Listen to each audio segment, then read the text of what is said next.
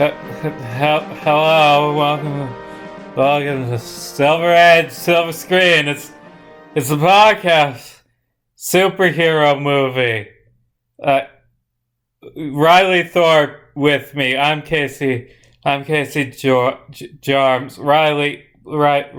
How's it going, Casey? So, I don't know if you guys know this, but we record these episodes about 2 weeks in advance. And as of the filming of this right now, last week Thursday was the Disney investors meeting in which Disney announced a shit ton of new upcoming projects and a bunch of details about already announced projects. We are apparently getting roughly 15 live-action Disney Pixar TV shows and movies that are going to Disney Plus within the next few years. WandaVision looks nice. Yeah, we got a bunch of Marvel and Star Wars details, and a bunch of new TV shows and movies. Captain Marvel 2 and Ant-Man and the Wasp 3 were officially announced to be in development. Kangs,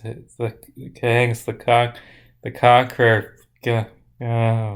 Yep, and we got a bunch of new information about Hawkeye, She-Hulk, and Moon Knight. We also got new information on Ms. Marvel. They announced that Nick Fury's show is going to be entitled Secret Invasion, so it's going to be tackling that classic Marvel comic storyline. We are getting an Ironheart TV show, Armor Wars, which is following Colonel James Rhodes. We're getting 2 Guardians of the Galaxy properties. No details on Guardians of the Galaxy 3, but we are getting a Guardians of the Galaxy holiday special. Yay. And a TV show called I Am Groot, which is going to be an anthology following Baby Groot. It was officially announced that Christian Bale was going to be playing Gore the God Butcher in Thor Love and Thunder. And we are officially getting Fantastic Four in the MCU. We also got another trailer to WandaVision, which looked really great. We got an official trailer to Falcon and the Winter Soldier, which I'm super interested in. I like that trailer and I like those characters. We got a Loki trailer. Now, in terms of Star Wars, we are getting 2 spin-offs of The Mandalorian. We're also getting an Andor show. Andor is Diego Luna's character from Rogue One. We got some official details from the Obi-Wan Kenobi show, and Hayden Christensen will be reprising his role as Darth Vader. I like Star Wars.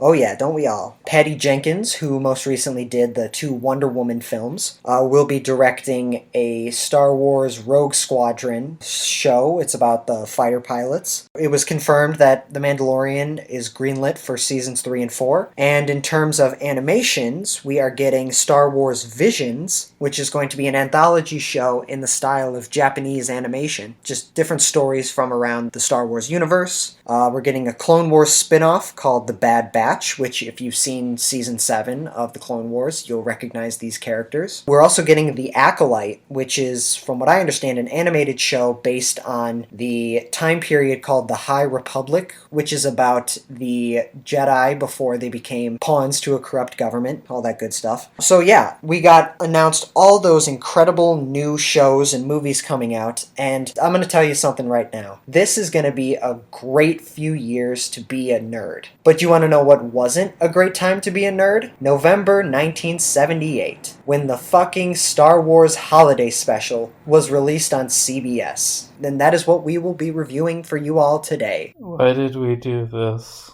Now, Casey, you seem a little down. Why is that? It's just that I watched the Star Wars holiday special, and it was so overwhelmingly uncomparably dull that my brain, in an effort to save my sanity, it just shut down, and now I can no longer feel emotions or think complex thoughts.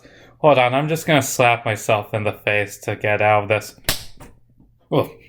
Actual real slap for the Foley work. But yeah, Star Wars Holiday Special! We watched this! Why did we watch this? I have heard so much about this special before I actually watched it for the sake of this podcast, and I had heard so many people just talking about how infamously horrible this is. And oh my god, I was still not prepared for the just sheer pile of shit this is. You know, Riley, oh my god. I've got a bone to pick with you. 2 months ago, we it was middle of October. We realized, oh crap, we didn't do any horror movies in October. I know. Let's do some movies in December for Christmas. Let's do Die Hard. Let's do Batman Returns. Let's talk about Santa Claus being evil in the Marvel Universe. And you know what I said to you? I said, hey, it would be funny if we did the Star Wars Holiday Special. And do you know what you said, Riley? Oh yeah, sure, let's do that. Why not? Oh God, why did you follow me down this path? Why didn't you talk me out of this? Because I like causing pain. You understand that? I don't know. Maybe I hate myself. Maybe I want everyone to suffer as much as I suffer on a daily basis. So yeah, the Star Wars Holiday Special, released officially only once in 1978. It came out right after A New Hope. It features the main cast of A New Hope, barely. And you know, looking at this poster, we got a bunch of Star Wars stuff. Maybe it'll be good. There's starships and the Death Star and the cast looking all threatening. Han's got a gun. You know, maybe this special won't be bad. And like the first 2 minutes of the special actually aren't too bad. They're like a space battle taken straight from A New Hope. And we see Han and Chewie in the Millennium Falcon. Like, oh God, we gotta get away from these Imperials so we can get home to your planet, Kazook, for Christmas. Life Day. So maybe this will be good, you know, a sort of planes, trains, automobile thing about Han and Chewbacca trying to get home for Christmas. That could work, right? Yeah, I mean, on paper, that sounds like it'd be a great idea. Yeah, that's, we don't see Han and Chewie after that for like an hour and 20 minutes. No, this movie is not about the cast of A New Hope. It's about Chewbacca's family! His family, named Mala, Itchy, and Lumpy. 2 of the 3 names are symptoms of genital warts. Do you understand how bad that is? To have 3 new characters introduced to this universe, all in one movie, and over half of them are named after venereal diseases? Like what? Yeah, I'm pretty sure it's, for whatever reason, it's some sort of bullshit Akira Toriyama random names. Chewbacca's family are named after things that happen when you get stung by mosquitoes, right? Malaria, itchiness, lumps. I don't even know. And you know, their names are actually like shortened versions of something. Like, you know how we all say Chewie instead of Chewbacca? It's like Mala, Lumpy, and Itchy have like longer names, but I didn't bother. Malatabuk. Yes. Atch-Itkuk. Lumpawaru. And that's like people afterwards trying to salvage these characters. They're just called Itchy, Mala, and Lumpy in this movie. Yeah, I mean, I heard of those names and I just didn't bother to write them down because who the fuck cares? But the thing about this special is George Lucas has stated that if he had the time, money, and effort to collect every single copy of it and destroy it with a sledgehammer, he would. Do you understand the magnitude of that situation? The man that produced the Howard the Duck movie, the man that said yes to Jar Jar Binks as a character, the man that wrote the line, "I don't like sand, it's coarse and rough and it gets everywhere." The man that said yes to all of that says that he is personally ashamed of this film that we watched for you, our fans. So be grateful for that. So, a little personal story about this is, for some reason, I don't know why, but I had gotten it into my head before watching this that it was at most like 45 minutes. I don't know why. I don't know how I thought that or what happened to get that into my head. But I thought it was like, oh yeah, like an hour-long special, maybe like 15 minutes of commercial breaks. Yeah, 45 minutes, no big deal. No. This is 98 minutes long. This is a feature film. It's twice as long as I thought it was going to be. And good God, does it show. Most of this film is focused on Chewbacca's family, his wife, son, and father. Also, side note, Chewbacca's kind of a bad dad. Like, does he ever visit his... Like, I guess he's going home for Christmas, but dude's, like, out smuggling, hanging out in Mos Eisley Cantina all the time. Chewbacca's a bit of a shitty father. Yeah, I know. When they started doing that hilariously bad intro with the narrator going like, "This is the Star Wars Holiday Special," and then, like, the shitty pseudo rip-off text crawl that they do that's in the wrong font, and it doesn't even crawl, it's just text on the screen. But But when they said Chewbacca's wife, Mala, I actually burst out laughing because I'm like, since when is he married and have a kid? What? Well, since 1978, actually, because this special introduced them, and then Star Wars has always just had to keep this special kinda canon. Also, one thing about that opening text scroll, it's so hilarious. It's just saying, all the actors from the original who are barely in this movie. And it's Mark Hamill is Luke Skywalker. Harrison Ford is Han Solo. R2-D2 as R2-D2. Because Kenny Baker, the puppeteer for R2-D2, not Vern Troyer, like you said in the Harry Potter one. Kenny Baker didn't want to be in this one, so R2-D2 doesn't move. Actually, I believe it was Warwick. It is Kenny Baker. Stop mixing up people with dwarfism. I looked it up. I thought it was Warwick Davis. Whatever. Let's just get right into it. It starts up right in the middle of an action scene. Han Solo and Chewbacca are in the Millennium Falcon trying to escape these Star Destroyers. And right out the gate, you can tell they clearly reused a lot of clips from the movie in this special. The intention, I'm sure, was to up the cinematic value of it. But if you have eyes, like you and I do, Casey, you can immediately tell the juxtaposition of this feature film budget, special effects, and then it cuts to Chewbacca and Han Solo in the cockpit of the Millennium Falcon, and it's just this cheap rip-off imitation of it right out the gate. It's okay, I'm looking at this high-budget stuff, and then I'm looking at this super cheap. It just makes the cheap stuff look ever the more bad. Mm-hmm. Also, thing about the reusing of footage. Darth Vader doesn't really appear in this special. It's a redubbed scene from A New Hope. They just changed James Earl Jones's voiceover, and okay, that's fine. But anyway, the guy he's talking to in that scene where he's we have to go after Han and Chewbacca. The guy he talks to in that scene is a character from A New Hope who died. The Star Wars fandom, I have a lot of negative things to say about the Star Wars fandom. Their attention to detail and the sheer depth of research they've put in online is astounding. There's a character on Wikipedia who is just unnamed person who looks like that guy from A New Hope. Possibly clone? But yeah, kinda cool opening. Then it cuts to Kazook. Not Kashyyyk, by the way. They call it Kazook in this film for some reason. I don't know why. But we cut to Kazook at Chewbacca's house. And we get 12 minutes of his family just going around having suburban life. Completely unsubtitled. Just doing Wookiee roars. Yeah, they're just growling at each other all throughout the movie. It's you can't understand what they're saying. They're just growling at each other. Yeah. The funny thing about that set is it doesn't look like a Star Wars set. It looks like a sitcom from the 70s. Exactly. It doesn't look like Star Wars. There's a kitchen,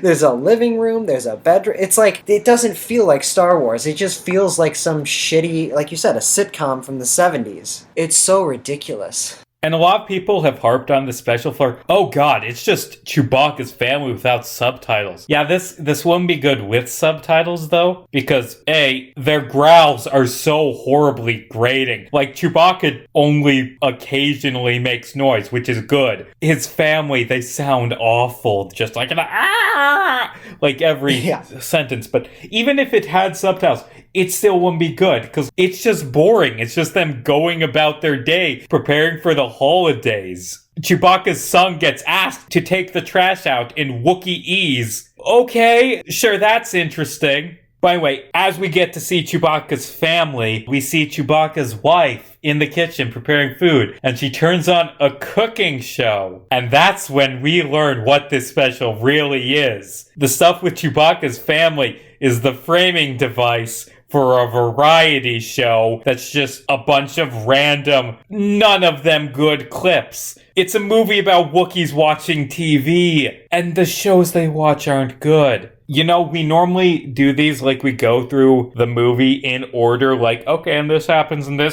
and that's good / bad, whatever. I don't think we should do that in this. I think we should just, the overarching plot line, and then go through all the segments and say if they're good or bad. Thoughts on that? Agreed. So, Mala is cooking the meal for Life Day, which, side note, they never explain what Life Day is. It's the Paul Day where you put on Snuggies and walk into the magic godlight. Okay, fine. And Chewbacca's gotta be corrected. there because reasons. He's busy fighting a war, but gotta be home for Snuggie time. But yeah, she puts on this cooking channel, and there's like a cross-dressing alien with 4 arms teaching her how to cook Bantha Surprise. And the alien's just saying stir, stir, stir, whip, stir, whip, stir, whip for the entire thing. And here's the thing about all of these skits. Like, they try to do a variety show style, but all of the skits are painfully unfunny and not entertaining in the slightest. And it's a lot like Saturday Night Live. Yeah. Have you seen Saturday Night Live these days? It's fucking horrible. Oh no, this is nothing near Saturday Night Live. This is like Saturday Night Live if they went through all 40 whatever years and picked out the 10 worst sketches and then just rewrote them to be worse. Exactly. This is worse than Saturday Night Live has ever been. But it's like the skits, they're cringy and unfunny, and they go on for like 5 minutes too long. That's only a slight exaggeration. Like 5 minutes is a little too long, but like, I don't know, maybe 3 minutes. Every single one of them just goes on. It's unfunny from the get-go, and then it just continues and continues and goes on. And then it just sort of ends on a nothing note. Like the cooking skit, it goes on for so long and then just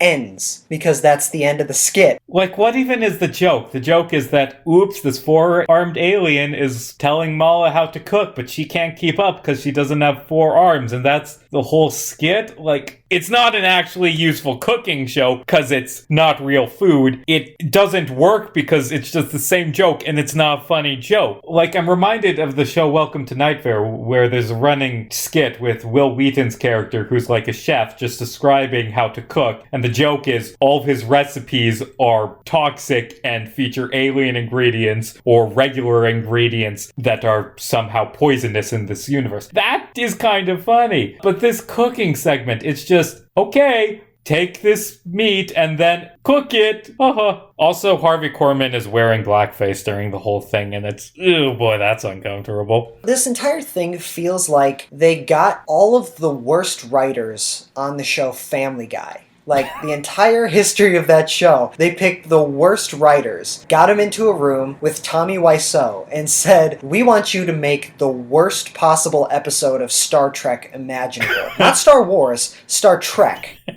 And they, like, purposefully made it as bad as possible. The level of intellect they put into making this as bad as possible is actually quite high. That's what this entire thing feels like. Just bad writers making, not Star Wars, just sci-fi shit. We've talked about the cooking. What are some of the other segments? Any that stood out to you? Any you liked? Any that I liked? No, not really. The first one I was convinced was going to be the worst one, but I was painfully made aware that it's not going to be, it's not the worst one. In order to keep Lumpy occupied, they put on this hologram show for him, and it's like this weird Cirque du Soleil circus act where they're acrobatics, there's trumpets playing, and they're like juggling, and they're all wearing like neon outfits, and there's just this obnoxious synth shriek of a noise playing the entire time, and Lumpy's just looking at this in sheer awe. Yeah. Or at least what I assume is awe. And it just goes on and on. Like, just this grating music with all this not even that impressive acrobatics. Okay, setting aside the fact that why is this in a Star Wars thing? Right. Okay, your variety show is going to feature a Cirque du Soleil act. And actually, I did look it up. Those are like Cirque du Soleil performers. Okay, a Cirque du Soleil act. Now, what if they were really tiny and everything was blurry and neon, and also there's a giant, ugly Wookiee staring at them and during all of it? Like, why? I don't even understand. You know what I actually thought was the absolute best segment?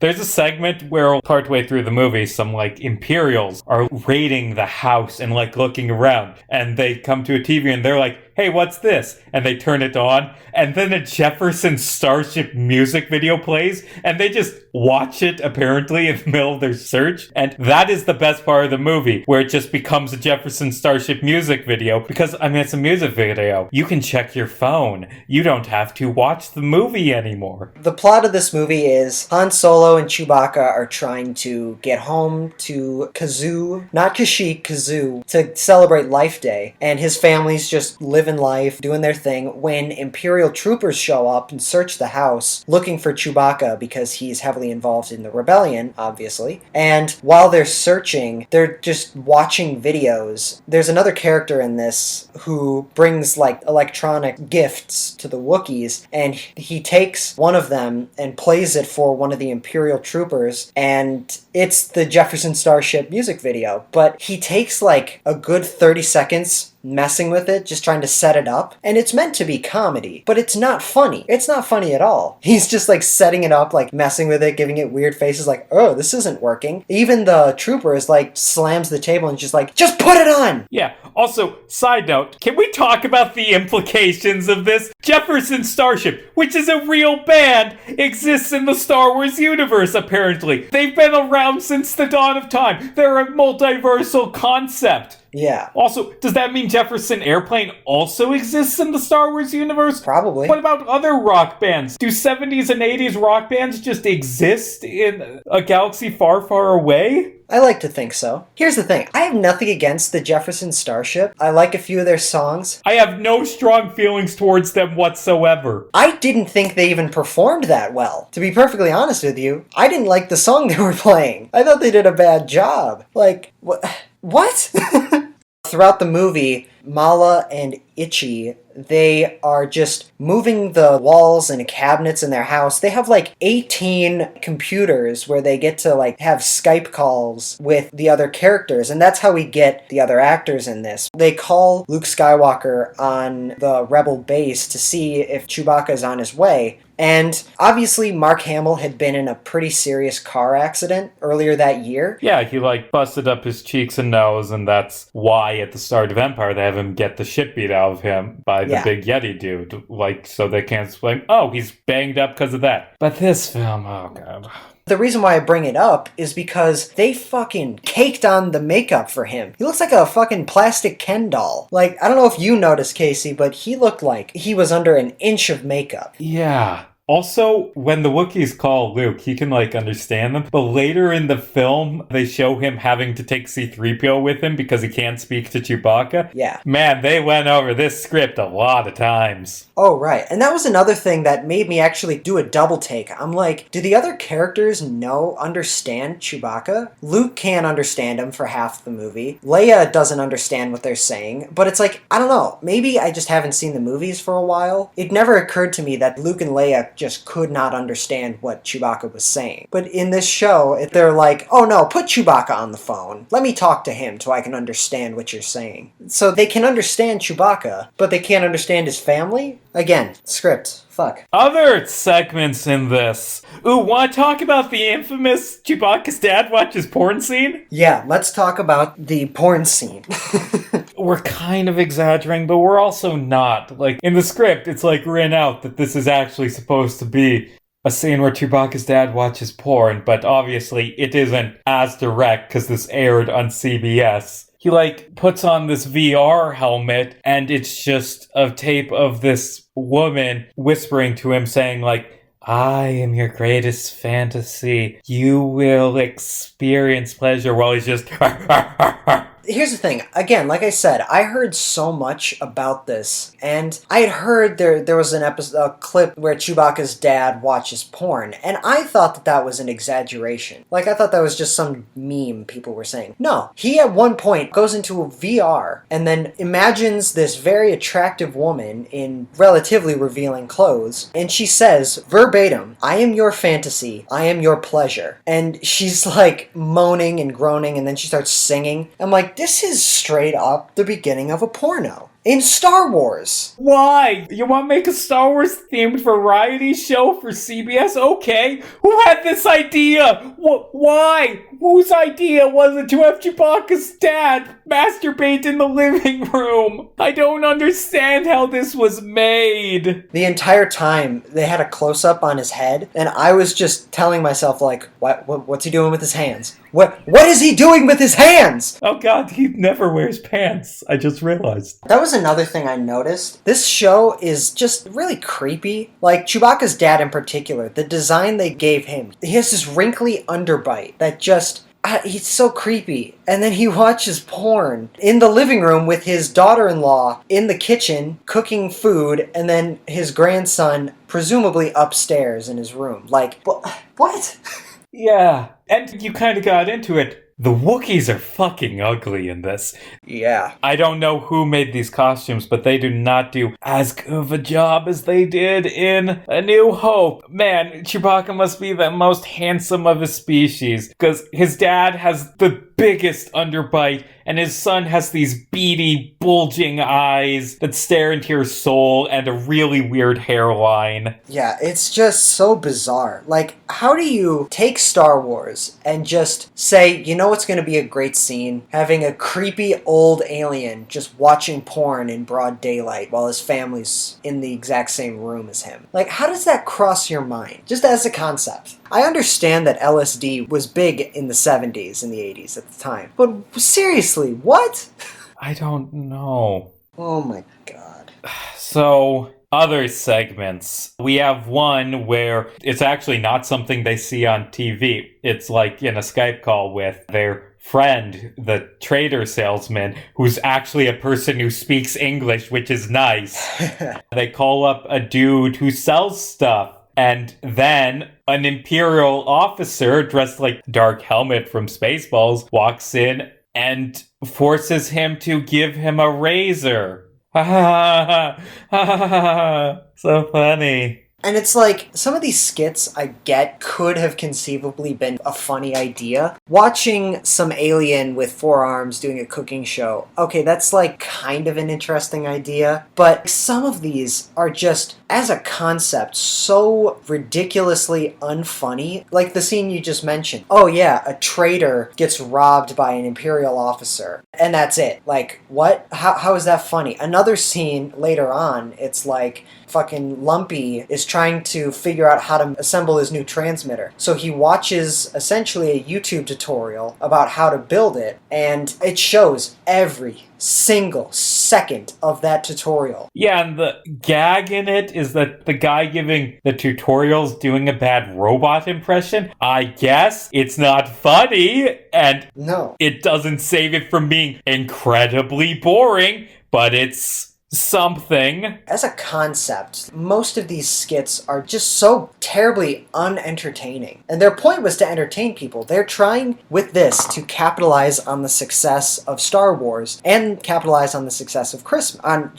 They're trying to capitalize on Christmas. But this does not at all feel like Christmas. It does not at all feel like Star Wars. I've seen YouTube short films, independent short films, that are exponentially better at creating the tone of Star Wars than this actual George Lucas production. You know? Let's talk about how much we should blame George Lucas for this, because he didn't write or direct it. He came up with some concepts and then handed them to some people who were like, this is boring. Let's make it a variety show that's really bad. But also, the idea to focus on Chewbacca's family without subtitles was his idea, and I think that's a little bit of foreshadowing for some stuff he would do in the 90s and early 2000s, where he would have bad ideas and no one would tell him no. He was obviously in the middle of producing Empire Strikes Back at the time, so he couldn't spend too much time focusing on this. But still, they sent him dailies. Everything they filmed the day before, they would send it to him for his approval. And he said, sure. At a point after watching the movie, I looked up the budget of this because I thought they just gave it no money and just said, do whatever you want with it. No, this had a budget of $1 million,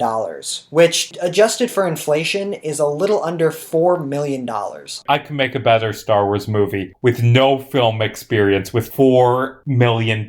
Shit, you could give just a random kid 2 action figures and say, we're just going to put the camera on for an hour and a half, tell a story with these, and it would be better than this. They spent $4 million on that. How much of that went to just getting the actors back? I don't know. But still, they had millions of dollars to make this. And this is the shit they come up with? A guy pretending to be a glitching robot? Yeah. A guy pretending to be an alien in blackface with 4 arms making food? Like, what? It's like frustrating how inconceivably bad this is. I'm telling you. You know, before I watched this, I had heard that 2 of the variety show segments were actually good. That was a fucking lie. They were all bad. Right. But let's talk about the 2 that people like. One of them is a scene taking place in Mos Eisley Cantina, you know, a place from the movie. It's not a wretched hive of scum and villainy, but it's something, and there's aliens. And B. Arthur is there, you know, from the Golden Girls. Because when I think of Star Wars, I think B. Arthur from the Golden Girls. I don't know about you, Casey, but that's what I think of. I think Star Wars would have been better if the Emperor was just played by Estelle Getty. I would have really liked to have seen Betty White as Han Solo, as a matter of fact.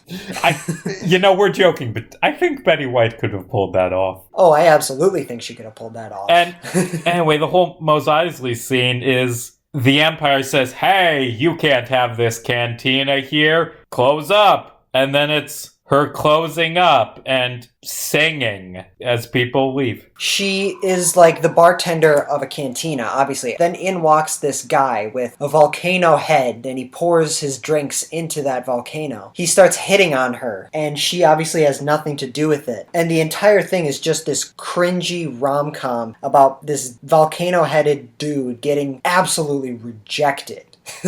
And then comes on this imperial message saying that they're issuing an early curfew, so they need to shut down and go home. And when no one will listen to her, she starts singing this song, Good Night But Not Goodbye. And it's not the worst part of this. Yeah, they set it to the Cantina theme, which is actually kind of nice. Yeah. Like, at the end of the film, they sing a song tied to the Star Wars theme. That's not bad, but it's just her singing, get out of my bar. Or, no, gotta do it in the Mos Eisley jizz. That is what the music genre is called, by the way. Canonically, the music that the dudes in the cantina play is called jizz.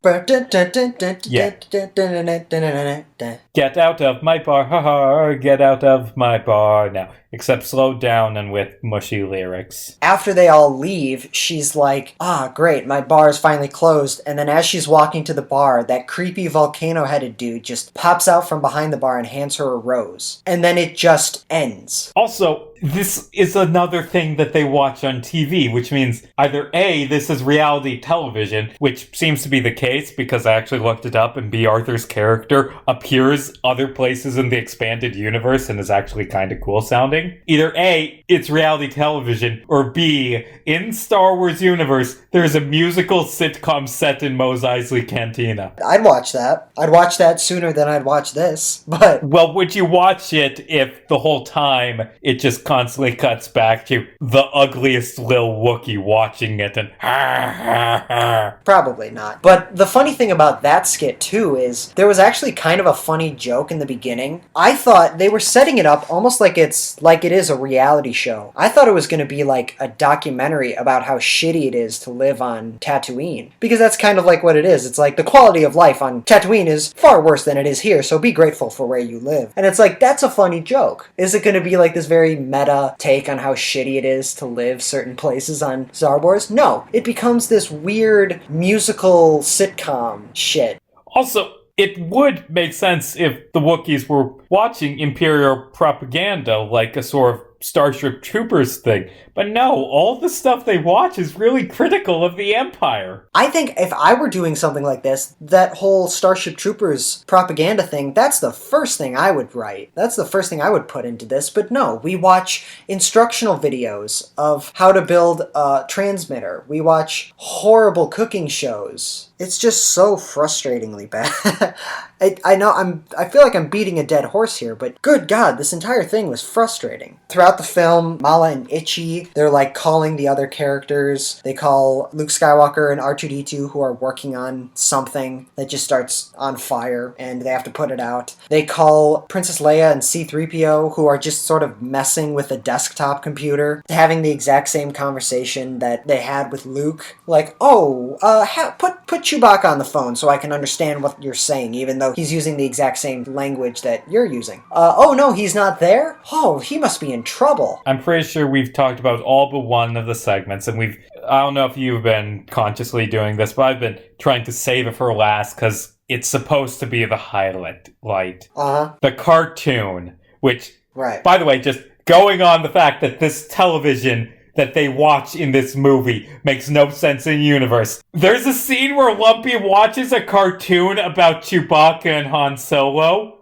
Who made this cartoon? It's depicting events that happen, like, around the same time as this, so that's some South Park level of fast animation. It foreshadows stuff in The Empire Strikes Back, which is kinda cool, but, I mean, not even really, because we'll get into it. Lumpy, while the troopers are tearing apart his room looking for intel on Chewbacca, his father, he goes into the dining room and puts on this animated short film about the adventures of the rebellion, because obviously the Empire would be broadcasting that throughout the galaxy, you know. Yeah, so people say this is the best part of the entire thing, and to a sad extent, it is true. Yeah, it has a plot to it. It's not a good plot, but it's better than blackface cooking, I guess. It opens up on the rebels in their station, wherever they are, and the Millennium Falcon is coming out of hyperspace, but it's going too fast, and they can tell something is wrong. They try to get in touch with Chewbacca, but all they see is him driving and Han Solo tied up upside down in the background. So Luke takes C-3PO and R2-D2 to investigate what's going on. When the Millennium Falcon crash lands on this Jello planet, Luke flies down. When he gets out of the ship to try and search for the Millennium Falcon, him and his ship get attacked by this weird dragon monster that's animated like this weird cartoony, like it just doesn't fit in, like it would fit in a Disney movie. Like Puff the Magic Dragon, that's not Disney. What's that movie with the dragon? They rebooted it recently. I don't know, and I don't care. But that's the thing about this short, is the animation is not very good quality. Yeah, like later on in the short, they meet with Han Solo, and he looks like he's had lava poured on his face. He looks like a melting horse. He's hideous.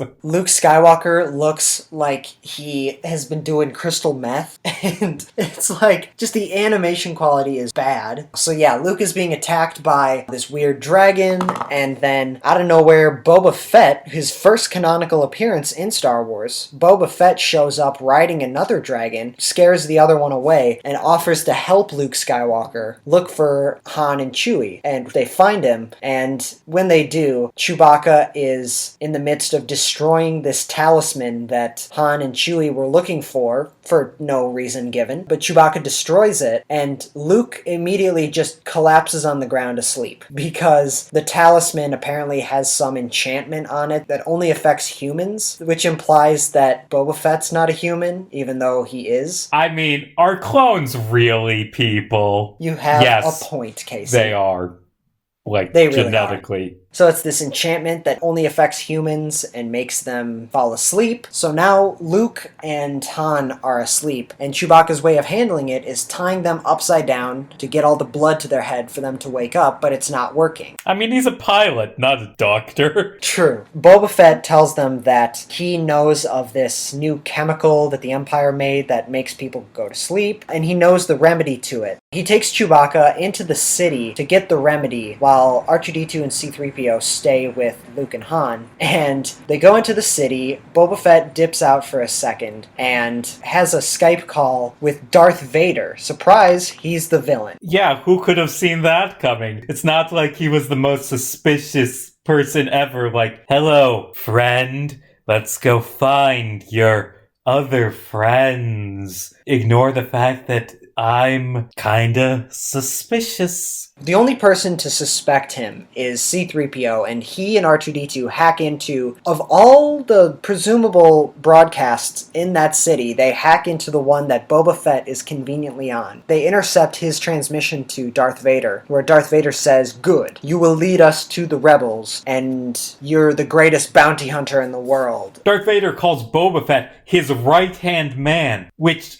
first off, okay, cool, blatant exposition. Also, no, he isn't. Like, this was meant to set up Empire Strikes Back, but Boba Fett's not Darth Vader's right-hand man in that. He's a mercenary that is hired by him at the start of the film to track down Han. Boba Fett is able to get the remedy, and he goes back to Chewbacca. The two go back to the Millennium Falcon. They use the remedy on Luke and Han, to which it works, and they wake up, and Luke is telling him, like, God, you're such a good friend. Do you want to come back to us to the rebel base? And C-3PO tells him, no, we intercepted this message saying he's Darth Vader's right-hand man. And then Boba Fett just says, this isn't over, and flies away. That's the end of it. What was the point of that? It's just like all the other skits. At least this one doesn't go on way too long. But this one does just end on an anticlimactic note, just like all the other skits do. I don't get why people like it. Maybe because it's got an actual story to it, but it's not a good story. Things just happen with no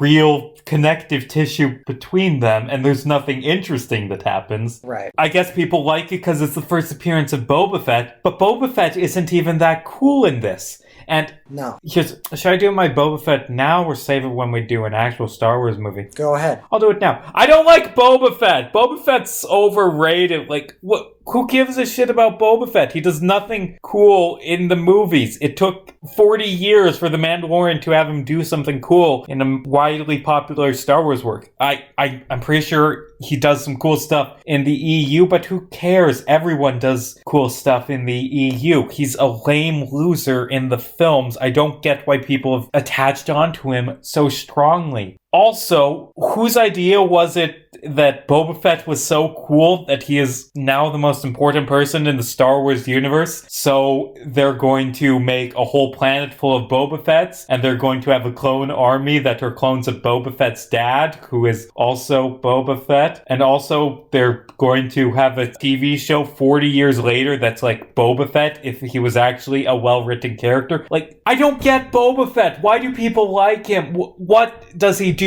that is cool? I don't even think he has any lines of dialogue in the original trilogy, does he? Like one or two, like, I'm gonna take Han back to Jabba. Okay. Like, stuff like that. I know he has some lines in like the more recent ones, but that was just because of the remaster that George Lucas did. Yeah. To make Boba Fett more of a, a character. Yeah.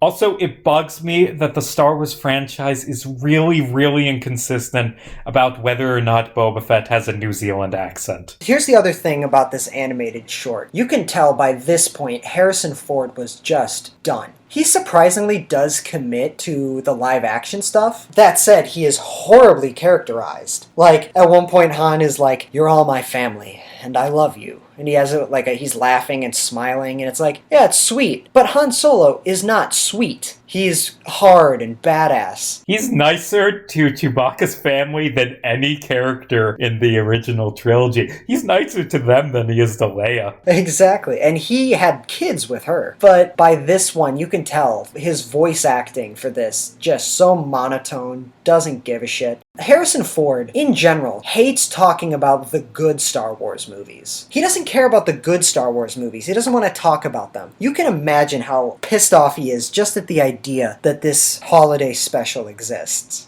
In the plot, in finger quotes, that goes through this film. The Imperials show up at Chewbacca's house and search it, and then most of them go away. And then Chewbacca and Han show up, and they take out the one remaining stormtrooper, who has the worst death. Han disarms him, and then the dude trips over his own gun and falls on a railing, and it just collapses, and he falls to his death and does a Wilhelm scream. The Empire receive a transmission to return to base, but one stormtrooper remains, and he goes upstairs, and it's revealed that it was just Lumpy using his transmitter to fake this message to get the Empire out of his house. And the stormtrooper chases the kid around, the kid runs outside, and conveniently, Chewie and Han are there. The stormtrooper points his gun at Chewbacca. Chewbacca is within arm's reach of the stormtrooper. He could have attacked him, he could have disarmed him, he's a skilled fighter. But no, he just walks around the guy to grab his son to protect him. And it's like, you could have taken that guy, Chewie. But no, he distracts the trooper for when Han Solo sneaks up behind him, like you said, knocks the gun out of his hands, and then Han does this fake-out juke move, and the trooper, like you said, trips over his gun and just falls over the ledge and dies. Hey, by the way, that is some shoddy construction work, Chewbacca. Like, what if Lumpy had been leaning on that and fallen to his death? You need to fix that railing. I don't care that you have a galaxy to save. Be a good dad for once in your life. Yeah, and at one point at the beginning of the film, when Lumpy is taking the trash out, he decides to walk on that ledge, and it's shot in a terrible green screen, by the way. He's walking on top of it, and then that scene just ends, so it's like, what, was that supposed to be tension-filled? But no, it was setting up this really shitty conflict resolution, and it's...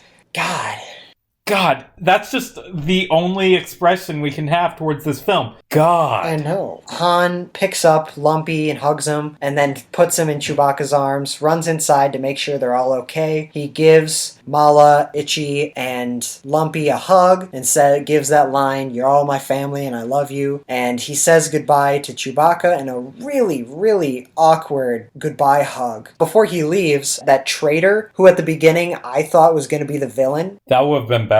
Because when Mala Skype called him, he was talking with that trooper who robbed him. When he's talking to Mala, this ominous music starts playing, and you're like, oh, he's the villain. Okay, no, he's like actually a good friend every scene after that. He's fucking Chewbacca's wife. Oh, most definitely. Who wouldn't? The Empire send a message to the home calling for this one trooper, and the traitor sends him this code and is like, yeah, this guy, he stole some of my stuff and ran off. He deserted. And they were like, okay, sure. Let's not go back to the house to see a dead stormtrooper clearly lying at the base of the tree. Let's trust the word of this random dude. That gets the Empire off their ass, and then Han leaves. So Han says hi to all the family before Chewbacca does. It takes Chewbacca a long time to go hug his family, and when he does, it's this weird, overdrawn, like he's staring at them from across the room, slowly walks them, and they all group hug. It's just weird and creepy and overdrawn. The perfect description of this movie. Can we talk about this ending? We got into it a little bit earlier,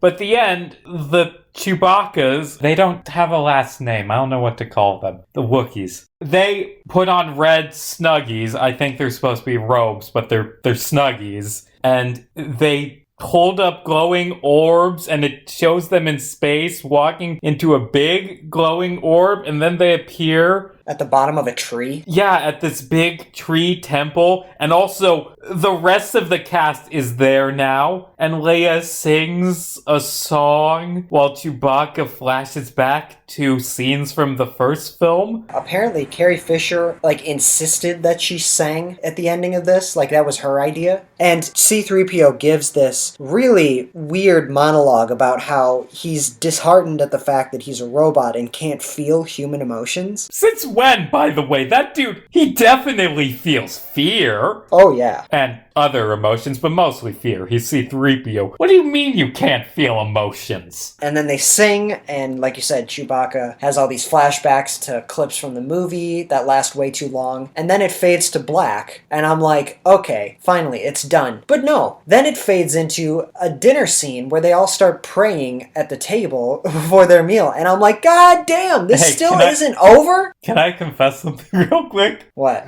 I stopped watching when it faded to black. There's more after after that? Yeah, there's just like another like minute or two Okay. of just nothing happens. They're just sitting all around the table staring at each other, and then they grab hands and start praying, and that's when it ends. Okay.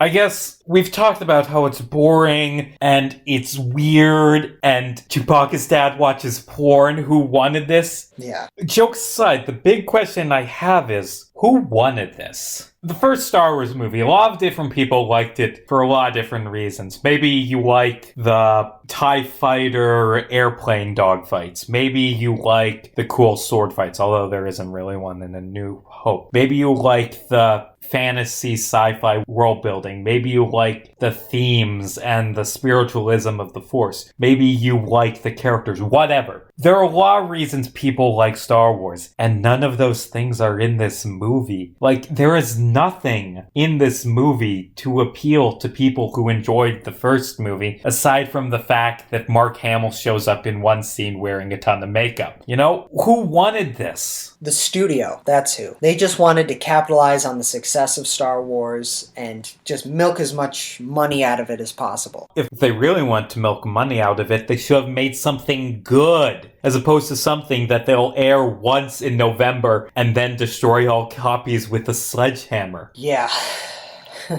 It doesn't feel like Star Wars. It doesn't feel like Christmas. It's not for anybody. It's not even for people who are fans of movies. Like, it's just horrible from every possible way. The directing is bad. The writing is bad. The production design, the costumes, it's just not good. It's not funny. It's creepy. It's weird. It just... I don't know. They tried to make a fun Star Wars adventure, but they failed miserably at every possible angle. Like, every decision they made was the worst possible one. And I would like to mention the fact that a year after this movie came out, Harrison Ford did Apocalypse Now. He did this straight-to-TV piece of garbage, and then a year later did this Oscar-winning, monumental accomplishment in cinema. Well, I mean, obviously... Does Harrison Ford have any military experience? I don't think so. Obviously, working on this film helped him get into the underlying sense of horror and despair that he needed to make Apocalypse Now. I don't know, man. Like I said, the directing, writing, production design, the costumes, it's all bad. The Wookiees are gross looking. They sound horrible. It's just skit after skit. And it's not funny, it's not entertaining, and it's not even so bad it's good. It's just bad and boring. And it just baffles me, the fact that George Lucas was like, yeah, this. Admittedly, he regrets it now, but still, fuck. You know what's the worst part? What's that? When I was originally, mapping out the schedule for the next, 2 months, I may have miscounted days, and I'm like, we gotta do the Star Wars Holiday Special episode, whatever one this is. I think it's 19. Episode 19 is going to come out on December 25th. We need to have a Christmas thing. Yeah. Riley, I may have miscounted days. Okay. This is coming out after Christmas. We didn't have to do this. Oh boy. This was all for nothing. We suffered pointlessly. Oh god. I don't blame you, Casey. But what the fuck? No, I'm kidding. Yeah, shit. Okay, that's fine. At least we're watching it. And we can never be forced to watch it again. Right, and none of you have to watch it. Just watch this. Don't. Not even as a joke. Don't watch it. Haha, I watched the bad thing. It's not so bad, it's good. It's just boring. Right. And I think that's the worst thing a film can be, is dull. At least shit like Birdemic and The Room is hilariously bad. This is just dull. No one hates Star Wars more than Star Wars fans. For almost 20 years, people just bitched and moaned about how much they hated the prequels. Now, people are bitching and moaning about how much they hate the sequels, particularly The Last Jedi. Obviously, we're not going to get into it right now, but it's people talk about The Last Jedi is the worst Star Wars movie. Me personally, I think Attack of the Clones is the worst Star Wars movie. And then I watched shit like this, and oh my god.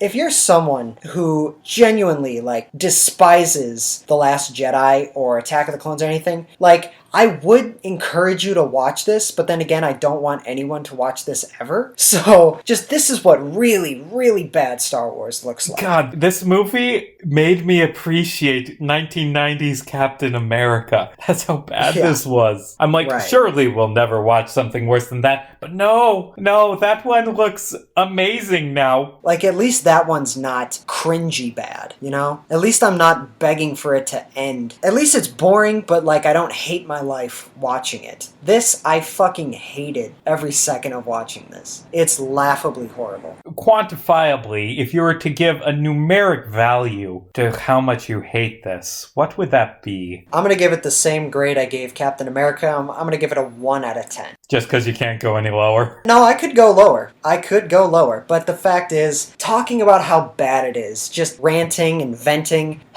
I don't know, it's kind of cathartic. Fair enough. For that reason, I'm not going to give it a 0. You know, actually watching this movie, it kind of reminds me of the Clone Wars. Yeah? Because it's between a 2 and a 3. But 2.5. This is the worst thing we've watched on this show, and I fear the day when we watch something worse than this. I, for one, can't wait until we review the Star Wars Ewok specials. Oh god, those exist! Right. No, those can't be as bad as this. I guess we'll just have to wait and see. That's not a plug for next week. We'll get to those eventually. But I would like to say before we start closing out, I have seen this before I have seen Solo. Take that what you will. I actually kind of really dislike... Well, I don't really dislike it. I think it's just kind of okay. But do not compare Solo to this. I'm not comparing it. I'm just saying. It's not even close to the same level of mediocrity. Right. I know. I'm not comparing it. I'm just saying, stating the fact that I have watched this before Solo. I'll get to Solo eventually. Yeah. I don't know. But, yeah. Fuck, that was the Star Wars Holiday Special. The worst rated movie we've watched so far. Hopefully it stays that way for a while. Riley, where can they find you? You can all find me on YouTube at Riley Thorpe, where you can check out all of my projects and short films. Please subscribe and check out some of my videos. You can also find me on Instagram and TikTok at Riley James Thorpe. Please check that out. I give a lot of content regularly onto those. You can find me on Twitter at Jarmes Casey, Jarmes Casey. I post links to some of my short stories there, in case you're interested. We'll be back next week, assuming we don't trip over our own guns and fall to our deaths. Actually, next week's going to be an interesting one. We're going to be watching the movie Zardoz. Riley, can you tell them everything you know about the movie Zardoz? I know a young Sean Connery wears a very, very, very revealing Speedo. Anything else? Nope. What about the plot? I don't know. Yeah, I don't know either. Going into this, I know it's called Zardoz. I know it's a weird sci-fi cult classic. I've seen the main character.